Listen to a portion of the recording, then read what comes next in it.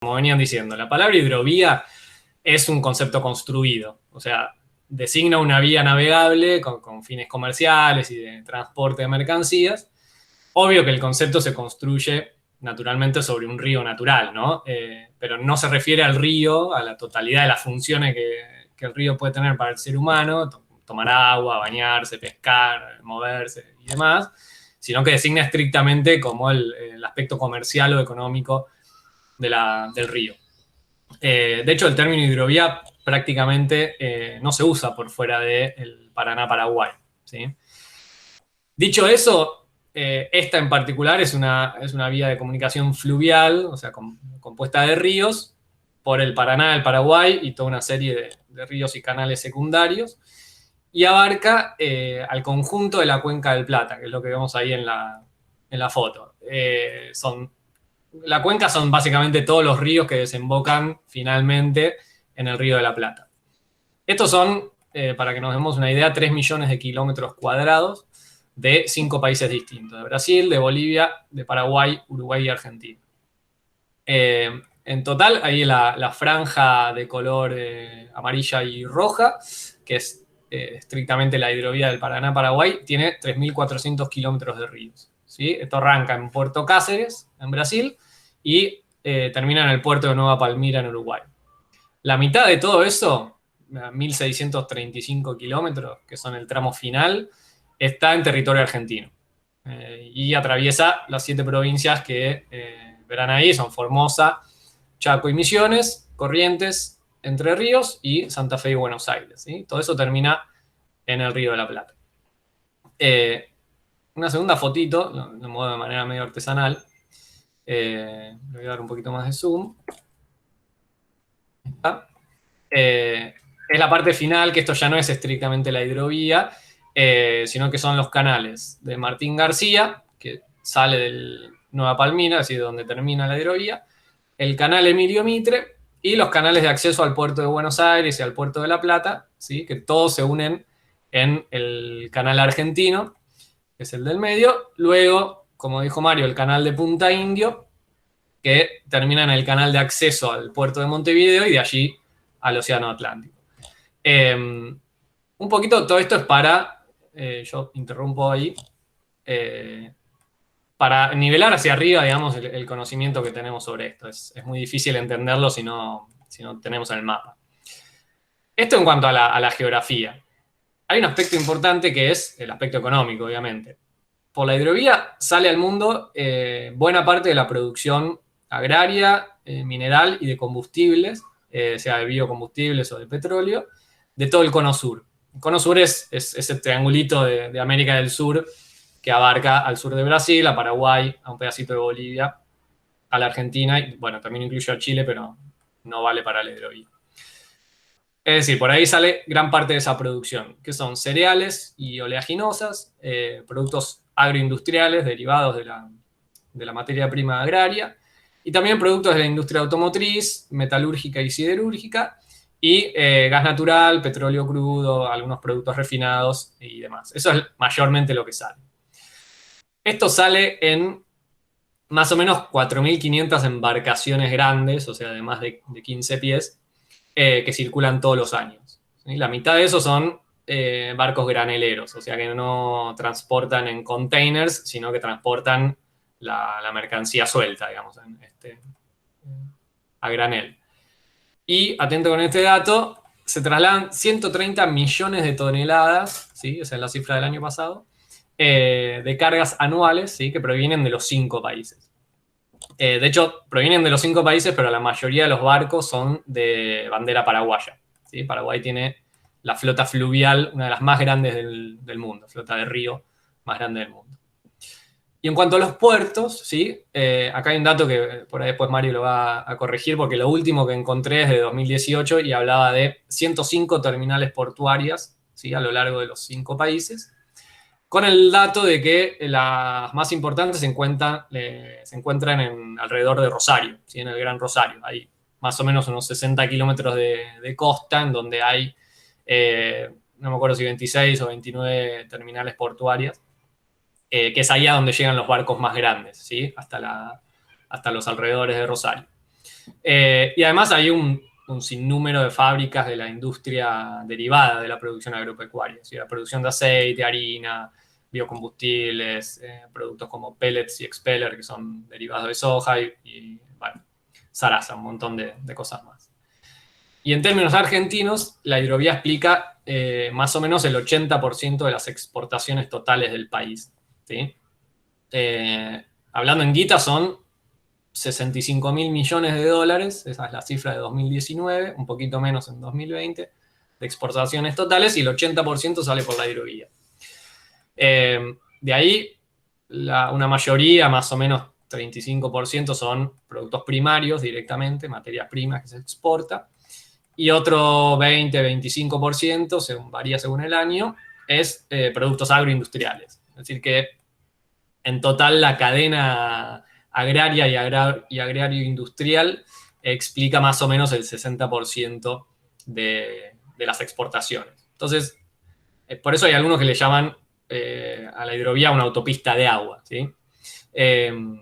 Porque es realmente eso, el concepto, además. Se cobra un peaje por circular por ahí y hay una empresa concesionaria que se encarga del dragado y el balizamiento. El origen histórico de esto, lo voy a decir breve también porque después algunas compañeras de la universidad van a hablar un poquito del modelo productivo, así que no las quiero pisar. Pero el origen está enmarcado en un impulso que se le dio a los proyectos de mega infraestructura en Latinoamérica, sea de energía, de comunicación y de transporte, que fue muy fuerte y comenzó en los 90, sobre todo de la mano del capital extranjero, ¿sí? Primero europeo y estadounidense, y a partir de los últimos 20 años con fuerte llegada de China. Y eso estuvo palanqueado también con la asistencia de organismos financieros internacionales, ¿sí? Por ejemplo, el Banco Interamericano de Desarrollo, el Programa de las Naciones Unidas para el Desarrollo, de la ONU, y, atención, el FONPLATA, que es un banco creado específicamente con aporte de los 5 países para hacer inversiones en la hidrovía. Y también por el Banco de Desarrollo de América Latina, la ex Corporación Argentina Andina de Fomento. Entonces, me permito presentar una tercera foto. Un segundito. Que van a ver un poquito. Esta foto es muy grande. Pausa. Se ve bien ahí, más o menos. Lo que se quiere destacar es la parte de las flechitas naranjas o marroncitas que hablan de la profundidad que tienen los canales. Que no está actualizada, son un poquito más profundos. Pero en cualquier caso, a ver, el objetivo justamente de la hidrovía es aprovechar esas ventajas naturales, la navegabilidad natural que tienen los ríos Paraná y Paraguay, y hacer obras de dragado para profundizar el río, hacerlo más profundo, de tal manera que ingresen barcos de mayor calado y se garantice que naveguen por esos 3.400 kilómetros sin mayores problemas. O sea que el objetivo es básicamente habilitar el transporte y abaratarlo para que pueda circular de día y de noche, las 24 horas del día, todos los días del año, y que eso, como concepto económico, acompaña, digamos, la ampliación de la superficie sembrada con cereales y oleaginosas, y acompaña la expansión de los proyectos mineros y petroleros que hay en el sur de Brasil, en Bolivia, en la cordillera argentina y demás. Y en segundo lugar, la hidrovía lo que también proyectó es la instalación o la mejora o la actualización de las terminales de carga, de los puertos. Entonces es como una triangulación que lo que hace es potenciar el transporte fluvial. Eso no está mal en el sentido de que el transporte fluvial es el que mayores ventajas ofrece, digamos. Es más barato y más eficiente que los camiones, que los trenes y demás. O sea, a partir de cierto kilometraje es lo que conviene usar. Pero este crecimiento en la infraestructura y de las operaciones comerciales están relacionadas con esa consolidación del modelo sojero y del modelo agroexportador, que los cimientos se plantaron también, no casualmente, en la misma época, en los años 90, o sea, en la misma época en que hubo fuertes inversiones en infraestructura de transporte y de comunicaciones. También hubo autorización de semilla transgénica, protección de patentes, autorización de la siembra directa, el uso de agroquímicos, es decir, todo lo que hace a potenciar el monocultivo de soja o de algún par de productos más. De hecho, de los 90 para acá, más o menos se multiplicó por 4 o por 5 la cantidad de hectáreas sembradas, que hoy están más o menos en 40 millones, y la cantidad de toneladas cosechadas de oleaginosas, ¿sí? Y la cantidad de agrotóxicos utilizados, que hoy más o menos es unos 5 millones de toneladas de agrotóxicos que se dispersan por los campos argentinos, ¿sí? O sea, está todo más o menos atado y forma todo más o menos parte del mismo modelo. Yo había incluido acá unas fotitos de lo que es el principio de la hidrovía, que es la foto de arriba, que son barcazas, son trenes de barcazas con poca profundidad, y en la zona del Gran Rosario es donde pueden entrar los barcos de mayor calado, de 32, 35, 36 pies, que son los que vemos abajo. Y de hecho los proyectos que hay ahora hablan de expandir un poco saco la foto, de expandir un poco la profundidad y el ancho de los canales para permitir ingreso de barcos cada vez más grandes y que las empresas de las cerealeras y demás se ahorren los fletes, se ahorren en los costos en el traslado de la mercancía.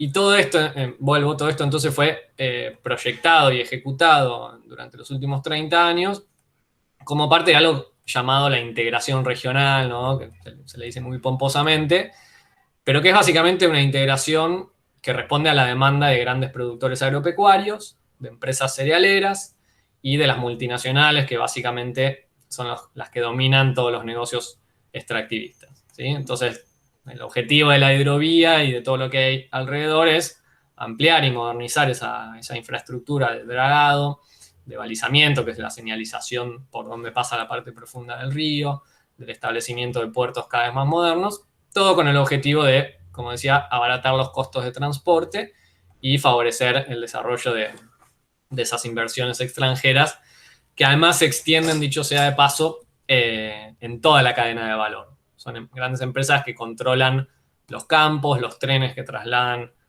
o las empresas de transporte que trasladan la producción hasta los puertos, las fábricas que están alrededor de los puertos propios, la mayoría de los cuales creo que en la zona de Rosario son 16 de las 21 terminales portuarias están en manos extranjeras, y que en parte también a veces son dueñas de los propios barcos. O sea, son 8 empresas que acá le robamos, lo voy a decir con copyright, le robamos a un autor que milita en el PCR, que se llama Luciano Orellano, una infografía que la presento acá, que es de su libro Argentina sangra por las barrancas del río Paraná. Ahí se muestran que hay 8 empresas, que son AGD y Vicentín de Argentina, Dreyfus de Francia, Glencore, que es inglesa y suiza, y 3 yanquis, que son ADM, Bunge y Cargill, y COFCO, que es la más grande, de hecho, que es de China.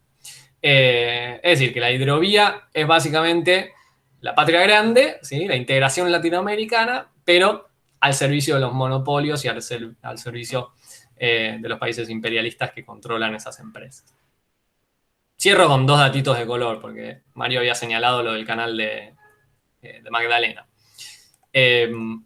Por un lado, otro problema es ese, la desembocadura, o sea, por fuera de la hidrovía, la desembocadura del Río de la Plata, que los barcos, como dijimos, salen de donde termina la hidrovía de Nueva Palmira por el canal Martín García, o salen de Zárate, de Buenos Aires y de Dock Sud por el canal Emilio Mitre, y van a ese canal argentino, de ahí a Punta Indio y a Montevideo. ¿Eso qué significa? Que todo barco que entra o que sale a todo el sistema de la hidrovía y al puerto de Buenos Aires y de La Plata, tiene que pasar por Uruguay, para conectarse con el mundo. O sea, ¿y eso qué implica? Tiempos de espera más grandes, jurisdicción extranjera, pago de peajes y demás, y eso encarece muchísimo el comercio. Y no solo el comercio internacional, sino que incluso el comercio entre regiones argentinas, porque para ir a la Patagonia, por ejemplo, hay que salir al Océano Atlántico y volver. Es decir, que la Argentina, para transitar mercancías por su propio territorio, tiene que salir a jurisdicción uruguaya, controlada y concesionada por empresas multinacionales. Parece una broma, sería gracioso si no fuera real y si no fuera triste y si no nos costara un montón de guita, porque eso se traslada finalmente a los precios de los productos que la gente consume. ¿Sí? Entonces, por eso el Estado tiene que dragar y tiene que tomar propiedad y control del canal de Magdalena. Y un segundo dato de color, además, es que no solamente la hidrovía es un problema en cuanto a lo que significa en blanco, ¿sí? o de derecho, sino que la hidrovía es el núcleo del contrabando de todo el Cono Sur. Por ahí circula no solamente el contrabando de granos y las cosas subfacturadas o no declaradas o negro y demás, sino que también circula la trata de personas, el narcotráfico, el tráfico de armas. De hecho, hace poco se hizo la incautación de falopa, la cocaína más grande de Europa, de la historia de Europa, que fueron, si no me equivoco, 23 toneladas. Y eso salió, escuchan, era terrible, porque salió de un empresario paraguayo que zarpó del puerto de Buenos Aires y con cocaína de origen boliviano. O sea, la integración latinoamericana al servicio del narcotráfico. Entonces, es un problemón. De hecho, no es casualidad que Rosario sea la ciudad con el peor problema de narcotráfico en la Argentina. Está vinculado justamente con la hidrovía como vía de contrabando. ¿Qué se licita ahora para entender la diferencia? Y con esto cierro 2 minutos más. Se licita la gestión de la hidrovía. Es decir, la obligación de una empresa de dragar y de balizar y de hacer el mantenimiento del río a cambio del derecho de cobrar un peaje a todo barco que entra o sale. Un peaje que hoy es de $3.06 la tonelada. Eso, en los últimos 25 años, desde el 95, está en manos de un consorcio que se llama Hidrovía Sociedad Anónima, que lo integran una empresa belga que se llama Jean Denul y una argentina que se llama EMEPA, que es del grupo Romero. ¿Sí? Esto se licitó en el 95 y lo prorrogó la propia Cristina en 2010, ¿sí? Con algunos cambios pequeños.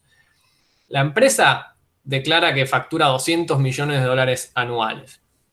Pero hay algunos cálculos que se hacen en función de las toneladas exportadas y el precio del peaje que dicen que están ganando 300 millones anuales.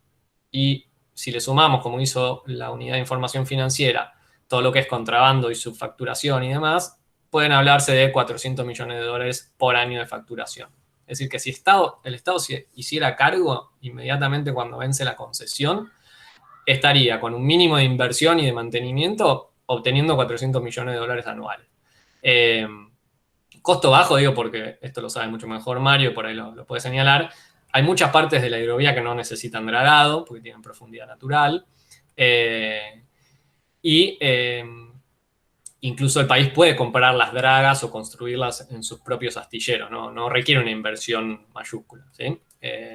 Y además el control estatal lo que permite es controlar todas las exportaciones, es decir, que se recauden los impuestos sobre lo que sale y sobre lo que entra, y controlar obviamente el contrabando, como decía, de granos y de productos, pero también el narcotráfico, la trata de personas, de armamento y demás. ¿Por qué, si esto es tan así, tan favorable, se les está licitando? Primero, porque la empresa actual no quiere perder el negocio y presiona para eso. Y segundo, porque las empresas multinacionales que ya tienen presencia en la hidrovía, estas empresas, estas 8 que mencioné, quieren ganar la concesión de la hidrovía. O sea, quieren ganar control sobre el tramo sobre el cual todavía no tienen control. ¿Y por qué? Porque la empresa Hidrovía Sociedad Anónima, o sea, Jean Denul y EMEPA, les cobran una tarifa que estas empresas multinacionales que manejan los puertos dicen que es exagerada, que es abusiva. ¿Sí? Entonces quieren controlar también la hidrovía para bajarse a sí mismos los costos de transporte. Es decir, vieron que la burguesía no es una clase solidaria entre sí. Si se puede apuñalar por la espalda, lo hace. Bueno, esto es lo que están intentando hacer. ¿Qué no quiere nadie de todos esos actores? Al Estado metiendo la nariz. Es decir, no quisieron la expropiación de Vicentín, tampoco quieren una hidrovía estatal. De hecho, hubo un intento del gobierno de decretar que se iba a hacer una administradora federal de la hidrovía, compuesta por la nación y las provincias, en agosto del año pasado, y en noviembre, lobby cerealero de por medio, se canceló y se decretó que se iba a hacer una licitación. Eso de hecho está generando bastante problema al interior del Frente Todos. Pero bueno, me fui un poco de tema, yo cierro ahí más o menos para que tengamos un panorama de qué es la hidrovía y de por qué la importancia de que el Estado tome control sobre eso. Después, si quieren, volvemos un poco sobre por qué un programa económico soberano y demás. Pero le paso la palabra a Mario para que profundice un poco desde adentro con el conocimiento que tiene de tanta experiencia en el río. Bueno, perfecto, Manuel. Sí, más o menos lo explicó Manuel lo que es, que se trata la hidrovía, cuáles son los intereses por los cuales quieren seguir manejando este dragado de balizamiento, y bueno, que es el momento, me parece, de que lo podemos recuperar es ahora. Es lo que dijimos del primer día, desde la primera reunión que tuvimos, creo que fueron los primeros días de marzo, y hicimos un acto ahí con este muchacho Orellana, hubo también Carlos, el diputado, ahora me voy a acordar el apellido, el diputado también que está trabajando muy fuerte en esto. Y bueno, es el momento justo de poder recuperar. Al recuperar este dragado de balizamiento, como decía Manuel, también recuperamos muchas cosas. Vamos a recuperar, o vamos a pedir tras de eso, recuperar SENASA, que es algo muy importante, es el control de producción, bueno, de todo ingreso, de todo lo que, bueno, todo lo que entra a los puertos, saben que SENASA tiene que estar presente, tanto el egreso como el ingreso, ¿no? De todo lo que ingresa al país. Y después de la Junta Nacional de Grano también, que la hemos perdido. Todas esas cosas las hemos perdido juntamente como perdimos la flota de la Marina Mercante Argentina, o sea, hemos perdido a ELMA en el año 90 O sea que esto fue precipitado de que se iba a trabajar de esta manera, donde se hizo todo acorde de una sola vez. Se nos quitó la bandera argentina, o sea, el pabellón argentino, a partir del año ya 91 se puso en funcionamiento, 93 ya no teníamos más pabellón argentino, tenía algunas, o sea, directamente ELMA, Empresa de Líneas Marítimas Argentina, que tenía alrededor de 120 a 150 buques de porte, teníamos línea marítima en todo el mundo, con distintas cargas, ¿no? O sea, carga de containers, carga a granel, teníamos petroleros. Era, digamos, una empresa que en ese momento, o sea, en los años 50 a 70 fue una de las más importantes del mundo. Bueno, eso lo perdimos también. En ese, digamos, del año 91 en adelante. O sea que esto fue todo preparado. Una vez que perdimos los buques, perdimos el derecho a carga. Nosotros, la exportación nuestra era de nuestro país, el 50% lo sacábamos con bodegas argentinas.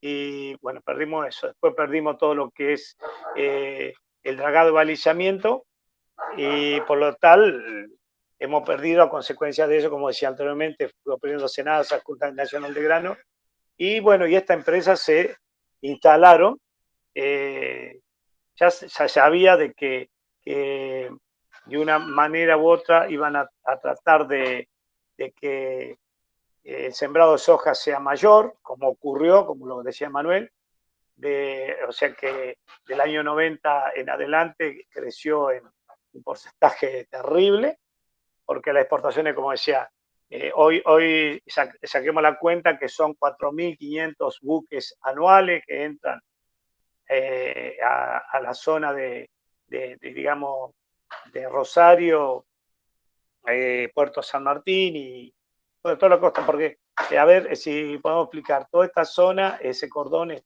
todo cerealero prácticamente. Después nos queda Puerto Cerealero, que es uno en San Nicolás, o sea, 4 en la provincia de Buenos Aires, y no tenemos más, que son San Nicolás, San Pedro, Quequén y Bahía Blanca. Esos son puertos profundos, ¿no es cierto? No como, igual, acá, por ejemplo, en San Nicolás hay profundidad, pero el problema está en que el Emilio Mitre es un canal que hay que mantenerlo con la profundidad. Pasa lo mismo con el canal de Magdalena. Esos son, ya por naturaleza, el mismo lecho es así, o sea, se draga y al poco tiempo se vuelve otra vez a tapar, entonces hay que mantenerlo un poquito más. Pero lo que es el río Paraná no es así. El río Paraná cambia su curso cada 15, 20 años en algunas partes, provocando bancos de arena, para que lo entiendan, que nosotros le decimos beriles, que son los que ponen en peligro de la varadura de los buques. Entonces ahí se draga y se mantiene la profundidad adecuada para que, por supuesto, es como si fuera un bache en la autopista. Hay una parte que hay bache, se repara y se sigue, acá sigue la navegación o sigue la circulación, ¿no? Eso para que se entienda. También quiero aclararles, por ejemplo, ahí se dice que la licitación es por 1.200 y pico de kilómetros. Y no es así, no es así, eso es mentira. Porque el dragado se hace en lugares específicos, donde se crean esos beriles, y se llega hasta el norte de Puerto San Martín. Hoy en día, por ejemplo, Santa Fe, el puerto es inoperable con buque de porte, y que estamos en el kilómetro 600 aproximadamente. O sea que de ahí hacia el norte, la profundidad que hay que mantener, que la mantiene el río por su naturaleza, que es entre 11 a 18 pies. Y también se produce algunos bancos que están, por decir, a ver, para explicarle, abajo de Paraná. Después hay otro bajo, o sea, frente a Santa Elena, arriba de La Paz y frente a Corrientes. Son los lugares que cada tanto, por ahí por una bajante como la que hubo hace poco, se producen esos lugares, o sea que hay que adragarlo porque pierden la profundidad, ¿no es cierto?, por el mismo hecho de la bajante del río, o por ahí por un cambio de caudal de ¿no? Así que ese dragado se hace, esos beriles trabajará la draga entre 3 y 4 kilómetros nada más. En todo lado es igual. Además de eso, entonces, eso que nos quieren hacer creer que van a mantener el dragado de 1.220 kilómetros, que no se tome, que hay que dragar esos 1.220 kilómetros, no es así. Igualmente, quiero decirles que desde Santa Fe al norte es imposible hacer, por ejemplo, un canal o una profundidad mayor a la que hay hoy, porque tenemos el túnel subfluvial, que es un dato muy importante, ¿no? Porque no podemos navegar con una profundidad mayor a 18 pies, salvo que haya una creciente. Pero ustedes lo habrán visto que en esta sequía se veía parte de los extremos del túnel. Entonces imagínense, si querés pasar con un buque, como por ahí lo escuché, de 35, 40 pies, no, es imposible que digan eso. Yo no lo acepto bajo ningún punto de vista. Por eso se puede llevar a 36 pies hasta Santa Fe. En Santa Fe creo que es un puerto que está en condiciones, hay que hacerle algunas reparaciones, pero yo creo que estaría en condiciones de la carga de cereal o de cualquier producto. Nada más que por cuestiones que no sabemos por qué lo cerraron al puerto de Santa Fe. Así que están trabajando los areneros y algunos buques de porte menor con combustible y nada más. Después los buques de porte, como decía Manuel, está de la zona de Puerto San Martín, de ahí de la zona San Lorenzo, hacia el sur. Y bueno, no sé si por ahí hay algún detalle que quieran o alguna pregunta que quieran hacer. A medida que vayamos tocando el tema, podemos ir ampliando lo que es sobre la navegación. Yo le puedo decir lo que es sobre el río, no, o sea que he estudiado bastante, no es que sé, sino que he estudiado y he estado arriba de distintas embarcaciones, por lo tanto que el conocimiento lo hice, pero de forma, estando trabajando arriba de un buque, ¿no? Entonces por eso no sé si quiere la palabra Manuel o Carolina, y bueno, no sé si quieren hacerme alguna pregunta al respecto. Perfecto. Sí, creo que alguien levantó la mano. Dejemos que hagan su pregunta porque si bien todavía nos queda un pequeño tramito de la exposición por hacer, está bueno ir sacándose algunas dudas. Eh, Así que le damos la palabra. Flor, creo que levantaste la mano. Sí, buenas, ¿cómo va? Saludos. Dos preguntas para Mario. Hablaste del balizamiento, de dragado y balizamiento. ¿De qué se trata cuando se habla de balizamiento? Porque es algo que no directamente, o sea, lo vengo escuchando en estas charlas, pero no lo entendí y no sé de qué trata. Y por otro lado, preguntarte cuál fue el proceso, o a cualquiera de los dos, en Argentina de la Junta Nacional de Granos, porque también veo que fue como un momento histórico importante y creo que por ahí no debemos haber varios que no sabemos de qué va. Eso. Bueno, con respecto al balizamiento, se pone en los beriles, a ver que se entienda, se draga en casi todo, digamos, largo del río Paraná, del canal principal, tiene de manga, le decimos nosotros, de ancho, sería aproximadamente 500 metros. Entonces te ponen una boya, el río, para que lo sepan, siempre que se habla del río, esto puede servir también, cuando ustedes le digan, quedaba sobre el lado derecho, por ejemplo, nosotros decimos estribor, pero ustedes te dicen quedaba del lado derecho, que se entienda que siempre el río se mira aguas abajo, o sea, se mira norte-sur, siempre, siempre. Entonces no hay forma de equivocarse. Que diga una persona, sí, yo lo vi y quedaba a mi derecha, siempre, para que se tome ese, o sea, si vas agua arriba, te va a decir, siempre te va a decir, estaba del lado derecho. Vaya agua arriba, agua abajo, vos ya sabés, o te ubicás del lado derecho. Bueno, entonces, para que se entienda el río, aguas abajo, se coloca hacia la derecha una boya verde y hacia la izquierda una boya roja. Eso te están indicando los dos beriles. ¿Qué te dice? Hasta acá tenés profundidad. Hacia estribor y hacia babor. O sea que si te salís, porque eso es... ¿cómo te puedo explicar? Es como si fuera el cordón en una calle, que te indica que te salís de la calle y te subís a la vereda. Bueno, ahí te dice, te salís de la boya verde o de la boya roja, ya no tenés profundidad. Entonces, eso a la noche es cuando más te acompaña, digamos, nosotros los navegantes nos acompaña mucho, más a la noche, porque eso tiene un destello, no es que están encendidas completamente, sino cada una tiene sus destellos que son distintos, pero eso ya vamos a pasar a la parte de navegación, todo eso.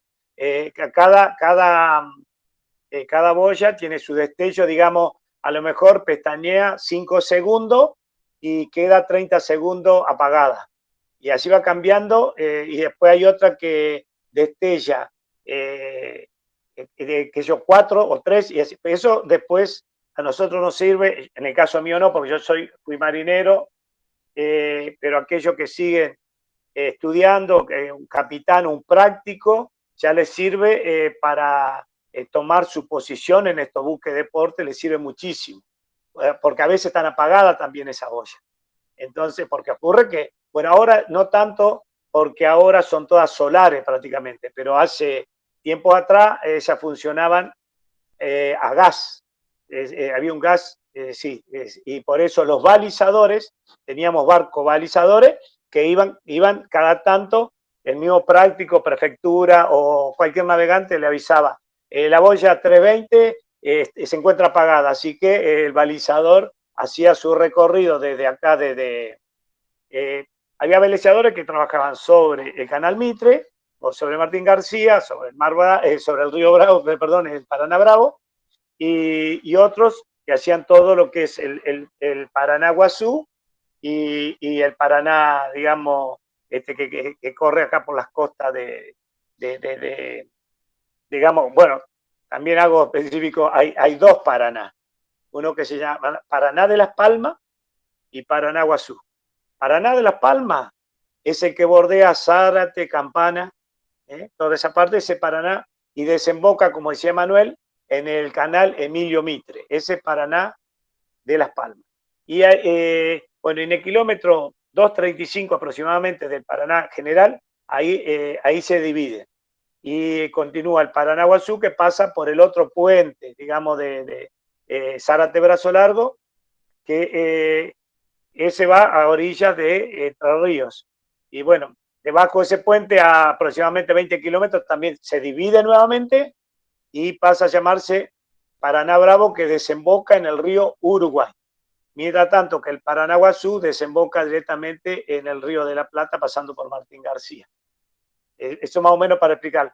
Bueno, y el beril, venimos atrás. El balizamiento es digamos, el mantenimiento de las boyas en su lugar, porque a veces se corren también, porque tienen una pesa, o sea, tienen cadena y un muerto, que le decimos nosotros, que es lo que lo mantiene en posición. Pero a veces por el tiempo se deteriora o hay fuertes vientos o mucha caudal de agua y se corren, muchas veces se corren de lugar. Entonces, para eso se encarga los barcos de balizamiento de ponerla a su posición.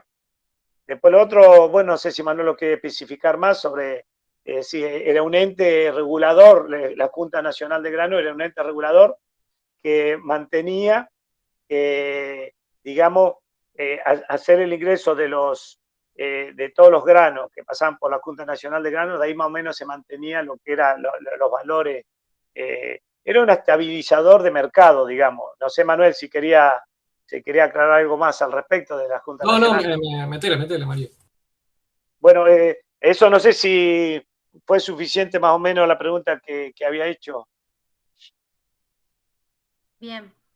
No, súper interesante, Mario. La verdad que en este último tiempo que nos pusimos a discutir lo de la hidrovía y demás, nunca está de más hacer preguntas específicas porque uno no puede defender lo que no conoce, digamos, en un punto, y también como pueblo nos hace estar más cerca de algo que es un pulmón, digamos, de nuestro trabajo, de nuestros sectores productivos, y hacerse cargo de que nuestros trabajadores y trabajadoras se están formando para tareas como estas, nos hace estar menos alienados también, ¿no? De pensar que la hidrovía o que el Paraná simplemente, digo, yo vivo en Rosario y más de una vez he metido los pies ahí, después cuando me enteré que el Paraná llegaba hasta Corrientes, cuando fui a Corrientes, digamos, básicamente, digamos. Entonces a veces uno está enajenado de su propio territorio, y más con tantos años de saqueo de por medio. Así que no está de más conocer el trabajo específico que hacen nuestros compañeros y compañeras. Pero bueno, para poder continuar con el debate, y de todos modos podemos ir dejando preguntas en el chat también para retomarlas si les interesa. Darle la palabra a Manuel, que nos la dejó picando hace un rato hoy cuando nos comentaba un poco que todo esto que estamos diciendo, el debate sobre quién va a tener la licitación sobre el dragado y balizamiento, etcétera, que bien nos explicaba Mario, es el mantenimiento, pero además, quién cobra ese peaje para poder transitar la vía. Tiene un efecto concreto sobre nuestra economía, sobre el plan económico y sobre todo sobre cómo podemos organizar y manejar nuestra producción y nuestra renta. Así que, Manu, si querés continuar con cuáles eran los diferentes puntos de debate en este momento.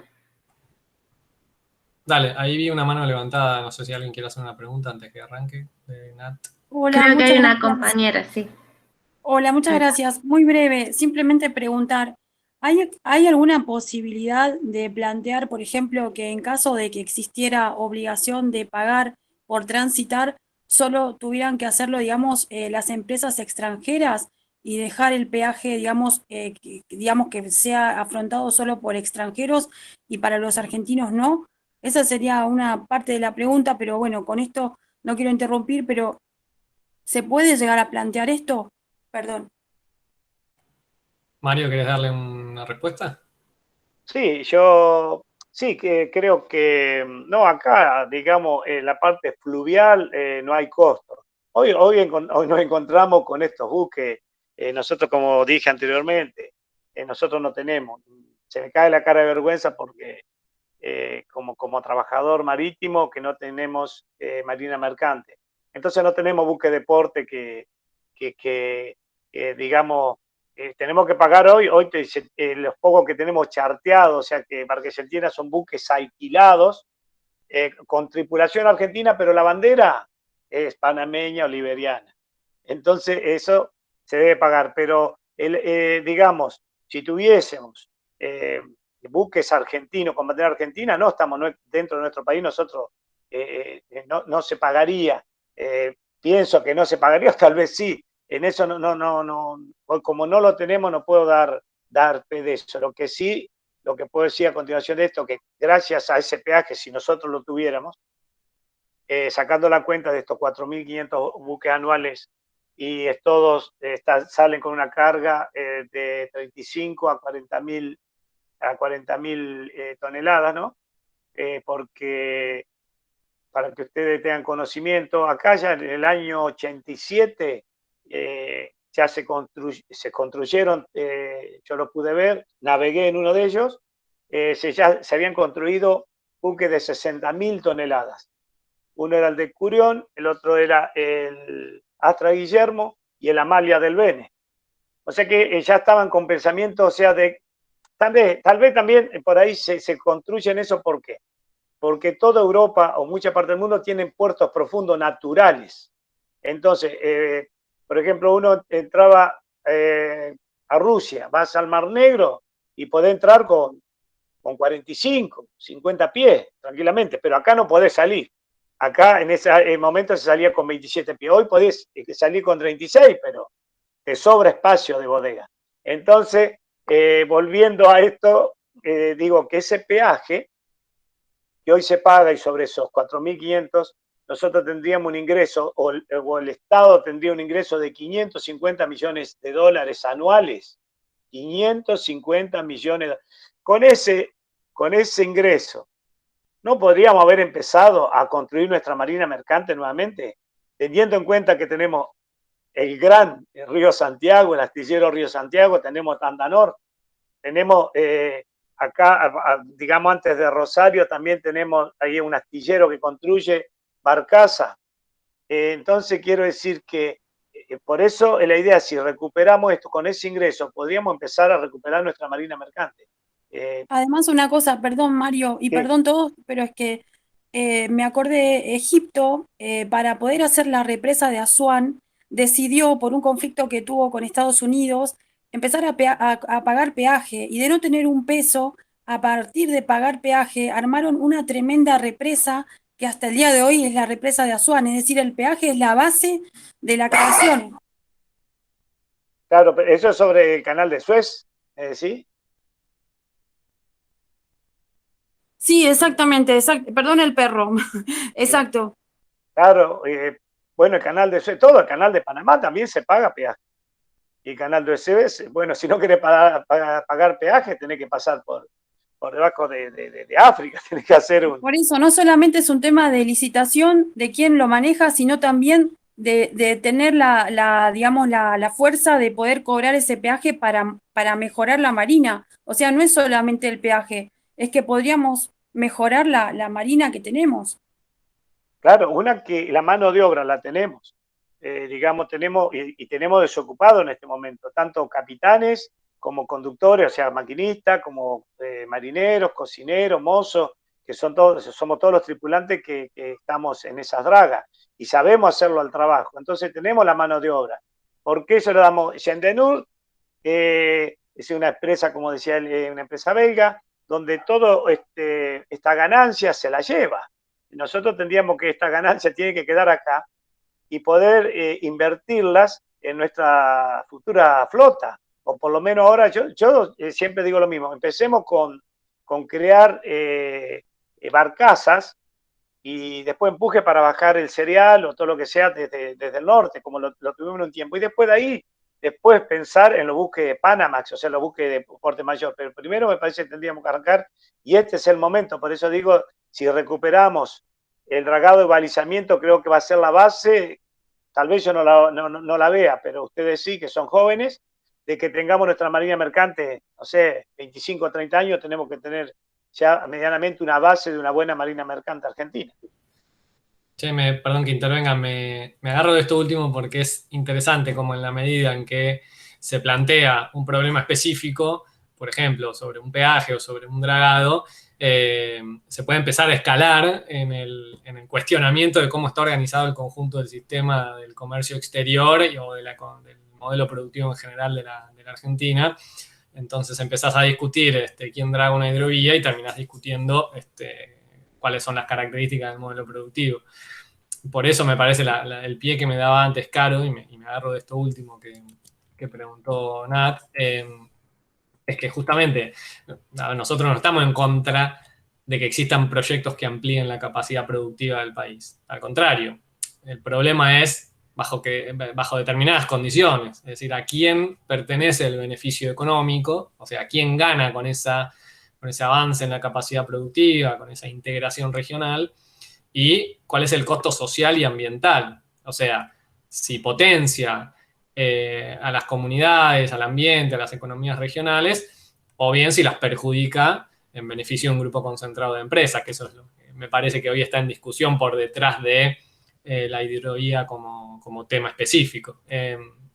Y ahí en ese sentido, así como Nat preguntó esto y vos, Mario, respondiste, el reclamo particular, sobre la hidrovía, cobra sentido únicamente en el marco de un conjunto de reclamos, que un poco Mario lo señalaba, la flota mercante estatal, el control de los puertos y las vías navegables, y eso en el marco de un proyecto o de un programa económico soberano con eje en el desarrollo productivo y en el bienestar social, o sea, al servicio del pueblo trabajador y no de los monopolios y multinacionales que hoy lo dominan. O sea, ¿por qué nosotros como PRML formamos parte de un foro por la soberanía? ¿Por qué acompañamos otros espacios? ¿Por qué hicimos una movilización a la Plaza de Mayo? Bueno, porque este problema es un problema capital en la resolución de la pobreza y la desocupación en la Argentina, por ejemplo, ¿sí?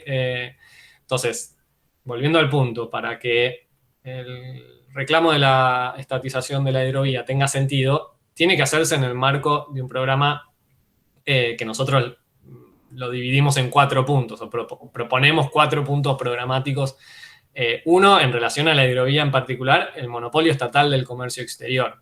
Esta pregunta que hacía Florencia antes de la Junta Nacional de Granos, que después se convirtió en el INPI, en el Instituto Nacional de Promoción del Intercambio, si no me equivoco, esa era la sigla.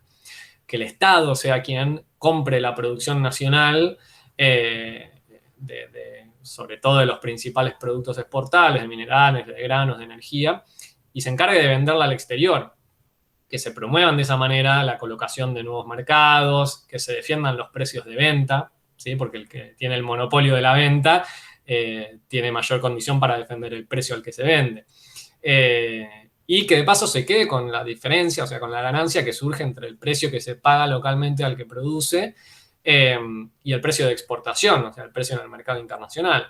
Que se quede con las ganancias del Estado que se pueden obtener en el transporte y en la comercialización de ese producto. Y de paso, lo que tenés montado con eso, con el monopolio estatal del comercio exterior, es que en las coyunturas en las que, por ejemplo, el precio internacional de un bien baja por debajo del precio de producción, no mandás a la quiebra a todos los pequeños productores de la Argentina, por ejemplo. Les pagás un precio sostén durante un determinado tiempo, ¿sí? Con el crédito fiscal que acumulaste en los años de bonanza, y permitís que se sostengan y después, digamos, el productor te lo devuelve pagando ese mismo precio en el momento en el que la soja, por ejemplo, como ahora, se dispara, que está en $550, una locura, está a punto de romper el techo del año 2008. Ese es un sistema, de hecho, mucho más sustentable que el que tenemos hoy, que es el comercio exterior privado. Y además, comercio exterior no es solo exportación, es la importación también. Es decir, con el monopolio estatal vos controlás, es decir, El Estado compra a precio de afuera, controla qué se compra, a qué precio, qué tipo de mercancías y las vende adentro. Se queda con el diferencial y además se ahorra algo que hoy es un problema en la Argentina. La Argentina importa alimentos, importa energía, importa productos textiles. Quien haya visto ayer el Foro por la Soberanía, lo explicó muy bien Pablo Trever de Social 21, es impresionante cómo el descontrol con la importación hace que se vayan divisas en cosas que se pueden producir en la Argentina. O sea, decía que el 40% de las importaciones se pueden reemplazar en el corto plazo porque son de baja tecnología y de paso generar trabajo porque son productos que se necesita mano de obra en cantidades muy grandes. De hecho, la exportación argentina de granos y de commodities, medida en mano de obra, explica muy pocos puestos de trabajo. O sea, se necesitan muy pocos puestos de trabajo para mantener un modelo agroexportador o de exportación de commodities. En cambio, un modelo de sustitución de importaciones requiere mucho más trabajo interno, mucha más mano de obra, y se resuelve con eso la desocupación y el ingreso de millones de familias todos los meses. A ese primer punto del monopolio estatal hay que sumarle otros 3 que son las 4 patas del control de las divisas en la Argentina. La estatización de los recursos estratégicos, ¿sí? O sea, que el Estado sea quien explote. Después se ve si en asociación, en joint venture o todas esas cosas con el capital extranjero, porque es verdad que hay tecnología que no tenemos y todo lo demás, pero que el Estado, como por ejemplo se hace en Cuba, sea el participante mayoritario. En China, el Estado es el participante mayoritario de todo lo que se hace, porque no son niños de pecho, saben no perder control sobre la producción. Esto hablamos de productos, explotación minera, petrolera, recursos energéticos, porque esa es la base de toda industria y son de importancia estratégica, digamos. Eso permite garantizar el abastecimiento interno y retener las ganancias que puedan surgir de la exportación. Hoy de la exportación de todo eso el Estado solo cobra ingresos brutos ¿cómo se llaman? Estos cánones del 3%, ahora no me sale el nombre. Y eso podría quedar en manos del Estado enteramente. El tercer punto es la estatización de la banca, o sea, del sistema bancario. Lisa y llanamente que no existan bancos privados en la Argentina o que existan solo en circunstancias muy específicas. Que el conjunto de los bancos sean nacionales o provinciales, bancos estatales, que de esa manera todos los depósitos y todas las transacciones nacionales e internacionales se hagan por medio de bancos controlados por el Estado, que puedan saber y tener control sobre cómo circulan y a dónde van y de dónde vienen las divisas en nuestro país. Porque esa es la base de poder dar, además, crédito para la producción nacional, crédito para el acceso a la vivienda, impedir la especulación financiera, impedir la fuga de divisas, todo eso que hoy todo el mundo dice es un gran problema, no se puede resolver. Mentira. Estatizar a los bancos y se terminó el 90% de ese problema. Y el cuarto, que es quizá la vena sangrante más grande que tenemos, es el tema del pago de la deuda.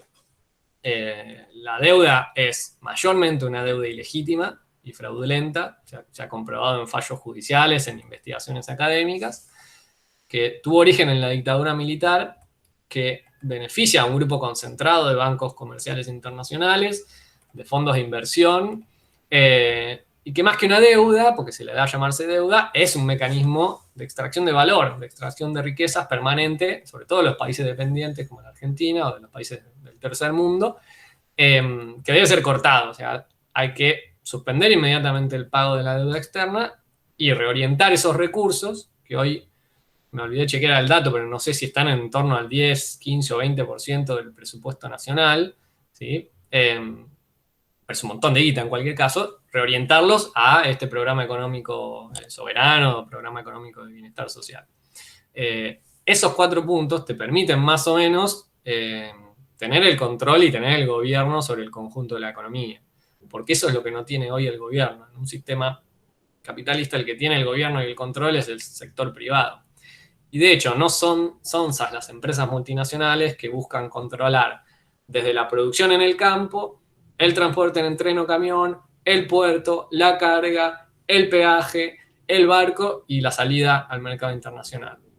Las empresas extranjeras buscan hacer eso porque eso es lo más conveniente.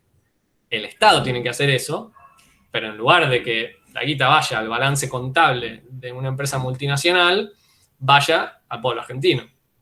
porque el pueblo argentino, la clase trabajadora, no tiene ninguna potestad ni control sobre los bolsillos de las empresas. Sí lo tiene sobre el del Estado.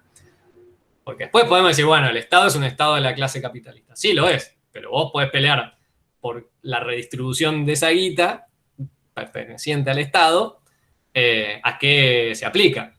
Vos no podés discutir para qué lo usa una empresa se la lleva y punto, ¿sí? Entonces, esos son, digamos, puntos programáticos que sirven como programa mínimo en dirección a una economía que, revolución mediante, no sea una economía capitalista, sino una economía socialista, una economía al servicio de la clase trabajadora, al servicio del pueblo, ¿sí? Por eso es que intervenimos y promovemos la intervención en este tema. No solamente queremos dejar de pagar un peaje, ¿sí? Forma parte de un proyecto y una propuesta mucho más integral. Bueno, me di un poco de cuerda, pero más o menos por ahí era el planteo con el que nosotros sostenemos la intervención en esta cuestión de la hidrovía. Creería que se entendió. Por supuesto que debe haber ganas de seguir haciendo preguntas o hacer intervenciones. Ahí la compañera que intervino antes escribía en el chat también fomentar la creación de astilleros, volviendo al tema de la construcción de barcos y barcazas y buques, que es lo que se necesita para poder transitar esas vías navegables.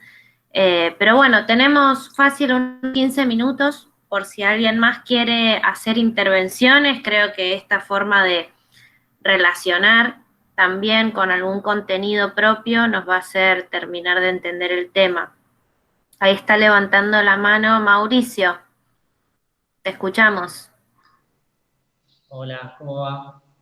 Quería aprovechar para hacer una pregunta un poco doble, para que contesten por ahí los compañeros. Por un lado, Mario, desde la experiencia, ¿no?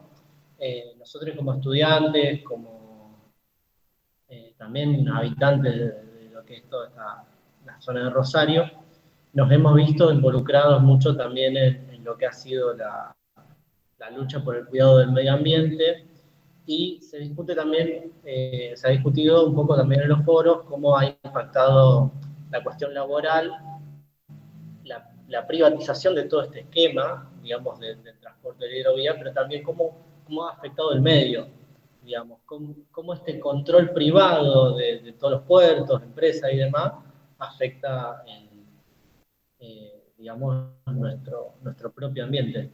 Y por otro lado, o sea, nosotros como estudiantes universitarios nos formamos para ser los profesionales del futuro del país.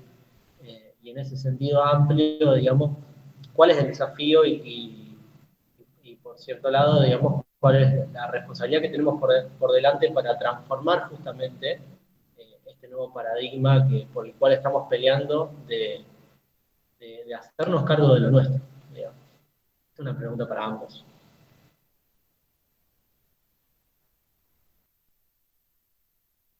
Bueno, con respecto, yo digo que el cambio, digamos, por ahí se dijo en algunas otras charlas de que esto iba a complicar mucho el ecosistema, que se iba, como que iba a traer, iba a acarrear males hacia la población el tema del dragado. Creo, como dije anteriormente, acá lo que el tema dragado se entienda no va a cambiar nada, digamos, el ecosistema, porque ya el dragado natural está. No es que se va a dragar sobre, o sea, que van a desaparecer islas, o que se va a hacer dragado sobre las ciudades, que van a quedar barrancas, digamos, o que se va a perder espacio verde. No. Esto, como le decía anteriormente, esto se saca, vamos a suponer, la arena que está sobrando sobre el canal principal, y después mirá lo que es. Y no es que se tira, o sea, que la arena esa va hacia la costa, sino que se tira en un lugar más profundo, donde está la corriente principal, digamos. Entonces no preocupa en el sentido, estamos hablando del dragado. Después lo que son las terminales, bueno, las terminales sí son mucho más más peligrosa para nosotros y a futuro sabemos que va a ser peor si no hay un control, pero bien sabemos que hoy querés entrar a cualquiera, te nombro, querés entrar a Nidera, a Cargill, a Bunge, lo más próximo que podés llegar es hasta la garita donde está el de seguridad. Más de ahí es imposible que puedas controlar. Entonces estamos ajenos a todo. Hoy el fertilizante no lo podés. La otra vez tuve que hacer una denuncia porque a ver cómo te puedo explicar. Estaba atracado un buque en San Nicolás y empezó a soplar un viento bastante importante y seguían descargando. Entonces tuve que hacer una denuncia para que dejen de hacer esa descarga de fertilizante porque estaba el viento hacia el río, digamos. Y ya acá no ha ocurrido. Una vez nos encontramos con muchos peces muertos por el hecho del fertilizante que cae el agua, contamina y mata. Es así, ¿no es cierto? Entonces todo eso, pero eso va a seguir. Pero si no tenemos ingreso, no tenemos un ente que nos respalde, que nos dé seguridad, donde tiene que participar ustedes, los jóvenes, los ciudadanos, la ciudadanía en sí tiene que estar ahí. No puede ser que lo denunciemos nosotros que andamos a la costa y nada más. Otra que estamos, desgraciadamente, estamos acostumbrados a, o los gobernadores también estuvieron siempre gobernando espalda al río y espalda al mar. Nunca se le ha dado importancia al río ni al mar. Sabemos esto, ustedes lo habrán visto, en el caso de la pesca ilegal fuera de las 200 millas. Mentira, pescan dentro de las 200 millas nuestras. Pero esto hace años que viene ocurriendo y nadie ha dicho nada. Y con respecto acá la contaminación también ha ocurrido, pero no hay quien lo pueda controlar.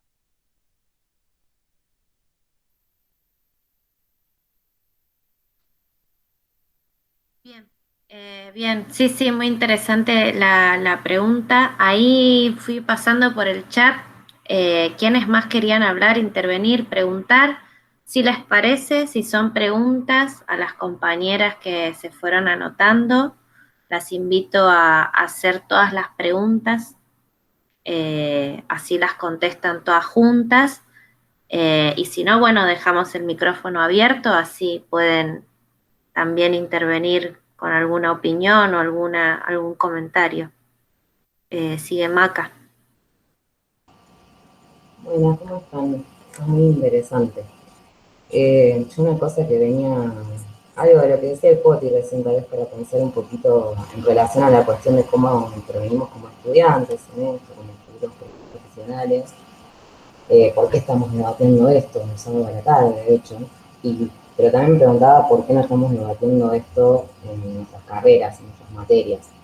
Y una cuestión tan fundamental que tiene muchas aristas, hay mucho conocimiento aplicado en todo esto, y no solo conocimiento intelectual, si se quiere científico, sino también conocimiento obrero, conocimiento laburante. Qué bueno sería que en alguna de las clases que tenemos en las universidades, en los terciarios, haya compañeros acá como Mario aportando ese conocimiento, pudiendo vincular esta cuestión estudiantil y obrera tan fundamental.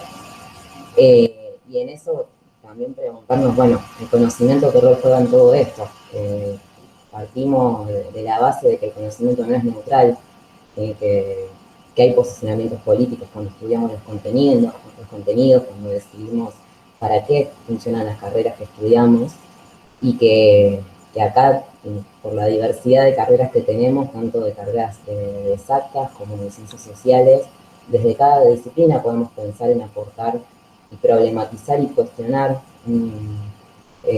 este carácter saqueador, cómo por estos ríos, por esta hidrovía, circula gran parte de las riquezas que son explotadas en el país y que se van en manos extranjeras. Cuando tiran ahí parte de los números que pueden ayudar a dimensionar un poco, es tremendo. Estamos hablando en un contexto que está en una crisis económica que ya había arrancado con el macrismo, que con la pandemia se vino a agudizar, pero también por un conjunto de decisiones políticas de quienes nos gobiernan. Digo, con este caso se abre un debate que es súper interesante y que hay un montón de sectores también debatiendo sobre esto, y la posibilidad concreta de que el Estado argentino tome una decisión política fundamental en un contexto de 50% de pobreza en el país, y donde paradójicamente producimos alimentos para 450 millones de personas, pero hoy falta la comida en millones de casas.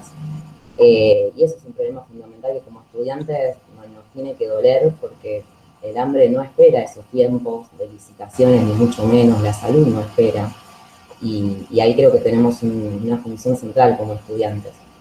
Ahí nombraban algunas cuestiones medias históricas. Yo soy estudiante de historia y hay otra compañera que somos parte de una cátedra, la cátedra de Argentina 1, que tal vez no me voy a poner a denunciarlos, pero acá se hablaba un poco de, bueno, que esto viene de los 90, de la propia dictadura, de lo que implicó la dictadura en Argentina, como vino a iniciar un ciclo de privatizaciones, de expoliación de todos nuestros recursos, de remate, y que el menemismo vino a agudizar y que los gobiernos siguientes no se encargaron demasiado de cambiarlo. Ahí también hay una continuidad. Pero que incluso para que nos demos dimensión, este tipo de debates acerca de las vías fluviales, de los puertos, del país, del control del comercio exterior, de la cuestión de la deuda. Argentina en parte se consolida como Estado nacional en base a préstamos, al principio de Inglaterra, después de Estados Unidos, que nos han marcado el carácter dependiente del país y no poder tener la decisión qué producir, para quién producir, cómo producirlo. Hablaban recién de las consecuencias un poco socioambientales que trae todo esto, así como la megaminería, como el modelo productivo basado en el carácter agroexportador, principalmente de la soja, para alimentar chanchos, en vez de producir alimentos para nuestro país. Y que esas son cuestiones centrales y que tienen un conocimiento por detrás. ¿Sí? Tienen técnica, tienen ciencia, que se produce en las universidades y que nosotros tenemos que disfrutar esos contenidos en la universidad. Esto que estamos debatiendo es una problemática que tiene más de 200 años en nuestro territorio. Yo decía, no la voy a denunciar, pero desde la creación del Virreinato del Río de la Plata, en 1776, donde se empieza a utilizar estas vías fluviales, donde se crea el puerto de Buenos Aires, ha marcado la disputa de diferentes proyectos políticos en Argentina respecto a qué carácter tiene ese comercio exterior. ¿Sí?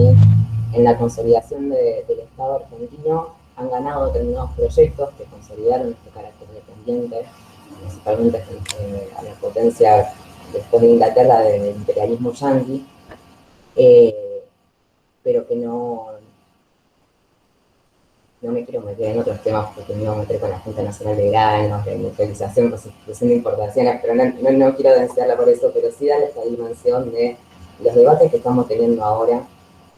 Son debates de larga data, donde hubo proyectos también que plantearon algún tipo de independencia, de soberanía. Estamos debatiendo conceptos que muchas veces se han vuelto discursos sobre lo nacional, sobre lo popular, sobre lo soberano, y acá se juega la soberanía, acá se juega si la plata, los recursos del país van para las necesidades populares o van para estos monopolios multinacionales que controlan absolutamente todos los pasos. Esto que decían que tenemos que pedir permiso para exportar, y encima no queda nada de eso. Y que en las últimas décadas en particular con este modelo productivo, que también hay que estudiarlo, hay que ver qué se produce, dónde se produce, pero que este carácter extractivista, saqueador, contaminante, no es natural, no está predestinada a Argentina a ser así, y hay una disputa que tenemos que dar, en este caso desde la universidad. Nosotros decimos que tiene que crecer el antiimperialismo en la universidad, y en estos temas es donde se ve reflejado. Yo parte de lo que quería traer, y eso después hay mucho para leer, estamos dando un debate que es histórico, que tiene una centralidad muy importante, y que a partir de acá se abre un debate respecto a el control que decía ahí el compañero hermano sobre los únicos que han ganado en todo este tiempo son los bancos, por ejemplo. Bueno, a esos bancos hay que echarlos a patadas, al FMI hay que echarlos a patadas. Esos ríos son del pueblo argentino, son de los pueblos de Latinoamérica, y que históricamente hemos sido saqueados en el marco de un imperialismo que no le importa nada más que obtener ganancias sin importar a costa de qué. Y como estudiantes tenemos que ser sensibles a estas cosas, tenemos que tomar el desafío de mirar nuestras carreras y la producción de conocimiento como una herramienta para aportar a la liberación del pueblo, a que no haya una persona con hambre en Argentina, que no falte una vivienda en Argentina, y que todos estos recursos los pongamos al servicio de la liberación del pueblo, y en estas cosas me parece que bienvenidos a estos espacios, y que no solo sean los sábados por la tarde, sino que no estamos en las aulas últimamente porque la presencialidad se nos ve coartada, y es un tema, pero que en las clases virtuales, hablando con los compañeros y las compañeras, que podamos levantar una mano en un curso y decir, che, ¿saben? Estuve leyendo una noticia sobre este tema. A ver, los que estudian geografía, ¿qué tienen para aportar respecto a esto? Los que estudian biología, los que estudian ingeniería. Pero ahí la cuestión interdisciplinaria también es fundamental, y bienvenida a estos espacios para ver cómo producimos pequeños nuevos cordobazos de a poquito que de dados salen. No da lo mismo que el movimiento estudiantil se calce esta camiseta, se esté a la altura de estos debates y ponga el conocimiento al servicio del pueblo. Así que bienvenido a estos y a ver cómo reproducimos más de este tipo de encuentros. Bien, gracias compañera por la intervención. Avisamos que son las 7:30 y ya estamos cerrando, pero tenemos 2 más anotados en la lista, así que les damos 1 minuto a cada una para que puedan comentar, hablar, y también así saludamos a los expositores también. Creo que voy yo, ¿no? ¿Puede ser? Ana, sí, sigue Ana. Bueno, gracias Mario y Manu. Me está encantando esta clase, la verdad, la estoy pasando muy bien. Me encanta. Bueno, yo quería contarles un poco de por ahí también como respondiendo un poco a la pregunta que hizo el Poti hace un ratito, sobre cuál tiene que ser nuestro papel en las universidades y como estudiantes. Bueno, yo soy Ana, estoy en la 29 de Córdoba, por ahí presentarme, y también estudio historia y ahora geografía, más o menos. Y bueno, quería contarles una experiencia concreta que hicimos con nuestras compañeras durante el año pasado, en plena pandemia, que fue como bastante, yo lo rescato un montón, y que poder encontrar como el costado positivo de la virtualidad y seguir activando en política y seguir formándonos en un contexto tan hostil y tan complicado en el que, digamos, tiende al individualismo, digamos, a la individualidad. Es la experiencia de los cursos de formación que estuvimos haciendo. Hicimos varios, pero quería hablarles en particular de 2. Bueno, que son el de la deuda externa, un curso sobre la deuda externa y un curso sobre el modelo productivo que hicimos el año pasado. Es una experiencia concreta, yo acá me tengo una ayuda de memoria nota, que sirvió para poder llevar un poquito la lucha antiimperialista a la universidad. Que estos temas, o sea, el poder llevarlo a los compañeros y compañeras, no se hablan en la universidad, o cuesta muchísimo encontrarlos y poder discutirlos y hablarlos, y tenemos que poder hacerlo como movimiento estudiantil, tenemos que poder ser parte de la lucha antiimperialista. Y además de llevarlo a la universidad, nos sirvió a nosotros mismos como 29 para poder formarnos y saber ante quién estamos, ante quiénes y ante qué estamos, conocer al enemigo, digamos, y las problemáticas que aquejan al país, y bueno, de las cuales tenemos que poder ser parte de la solución como futuros profesionales, ¿no? Bueno, el curso de la deuda externa, yo voy a presentar pantalla, le voy a contar muy brevemente de este, porque el que más a ver, no hay pestañas, no, perdón. El que más me interesa contarles es sobre el modelo productivo, que es un poco, el Manu lo había mencionado. ¿Me ven ahí? Avísenme porque yo no los veo. Se ve bien. Se ve bien.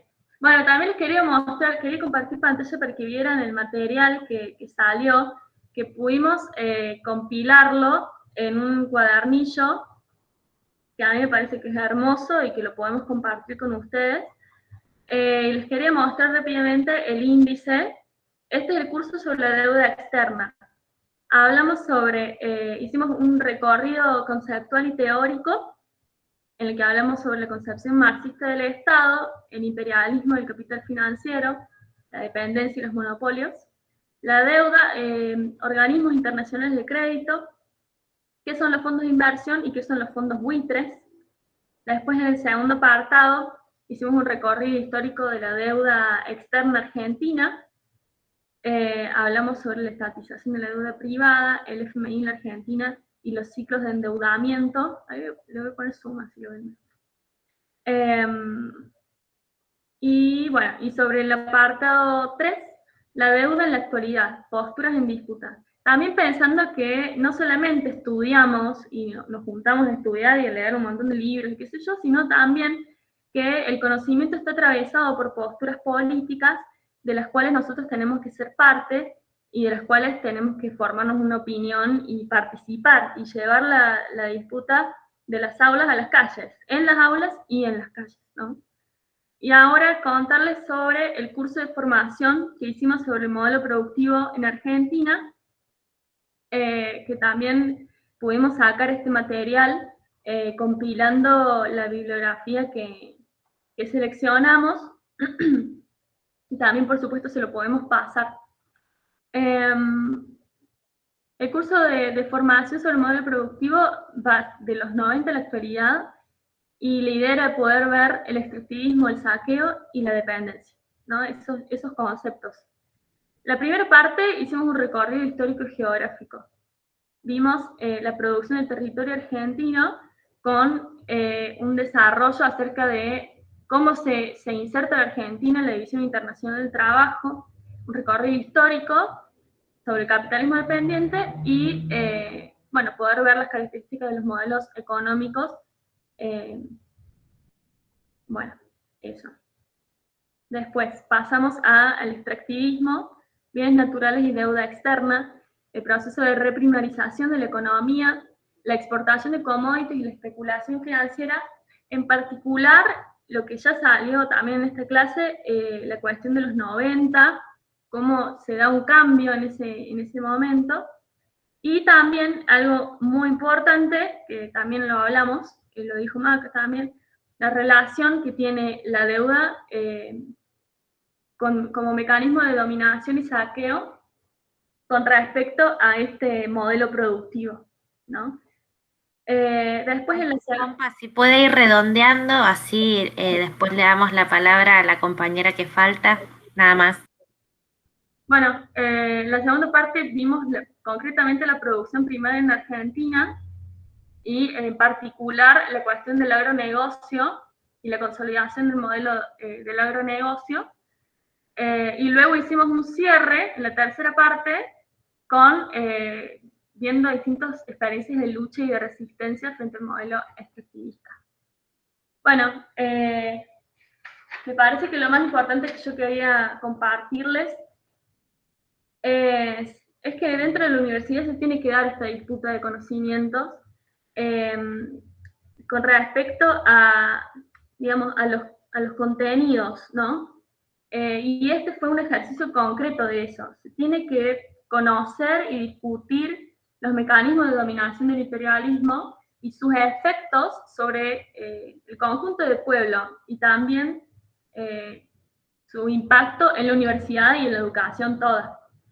La universidad y nosotros específicamente como estudiantes y futuros profesionales tenemos que poder discutir esto en las aulas, llevarlo a las aulas, y tenemos un montón para aportar en la lucha antiimperialista, ¿no? Y para la liberación de nuestro pueblo. Y por eso decimos, tenemos la frase nuestra de, bueno, somos el antiimperialismo en la universidad, porque efectivamente nos preocupamos y estamos haciendo todas estas actividades porque pensamos que es fundamental que esté este debate en la universidad, ¿no?